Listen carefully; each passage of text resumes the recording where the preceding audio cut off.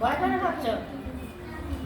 না না, ইষ্টের সাথে যুক্ত তো আমরা সকলেই আছি, কিন্তু আমাদের মন নির্মল না হলে ইষ্টের সাথে যুক্ত হওয়া যায় না। যতদিন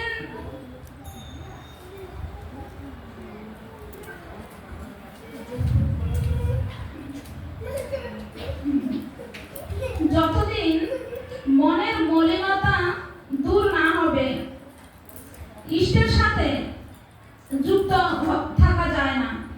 কিন্তু ইষ্টের সাথে যুক্ত থাকতে থাকতে মন পরিষ্কার হয়ে যায়। শ্রী শ্রী ঠাকুরের নাম ধ্যান সাধন ভজন করলে এরও একটা প্রভাব আছে।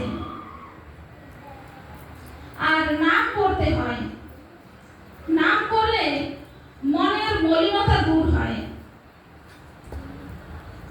আর চিত্ত নির্মল হয়। নিষ্ঠা সহ নাম করা অভ্যাস করতে হয়। শ্রী শ্রী পিতৃদেব বললেন যে যারা নিষ্ঠা সহ নাম ধ্যান করে তাদের কোনো দোষ আমার দোষ বলে মনে হয় না। আত্মকেন্দ্রিকতায় মন মলিন হয়, নিঃস্বার্থ সেবায় মন পবিত্র হয়।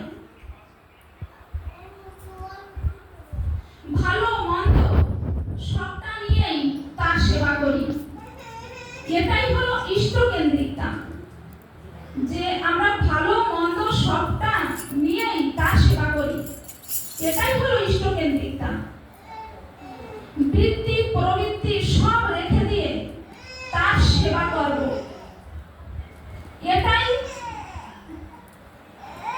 এটা কোনোদিন হবে না যে আমরা বৃত্তি প্রবৃত্তি সব রেখে তারপরে আমরা ইষ্টের কাম করব, এটা কোনোদিন হবে না।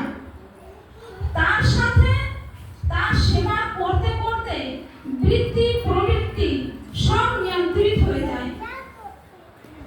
শ্রী শ্রী ঠাকুরকে পেতে ইচ্ছা করে, শ্রী শ্রী ঠাকুরকে যারা ভালোবাসে তাদের সঙ্গ করতে, তাদের সঙ্গ পেতে ইচ্ছা করে। শ্রী শ্রী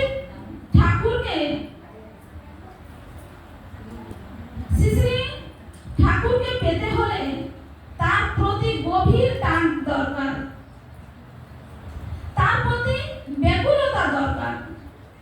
শ্রী শ্রী ঠাকুরের দীক্ষা নিলাম, ছেড়ে দিলাম, করলাম না, এটাই যোগ ভ্রষ্ট। আর যখন তাকে ভালোবাসতে পারি না, তখন যে কোনো মুহূর্তে তা থেকে বিচ্যুত হতে পারি। যে ইষ্টের সাথে যুক্ত থাকে সেই যোগী। শ্রী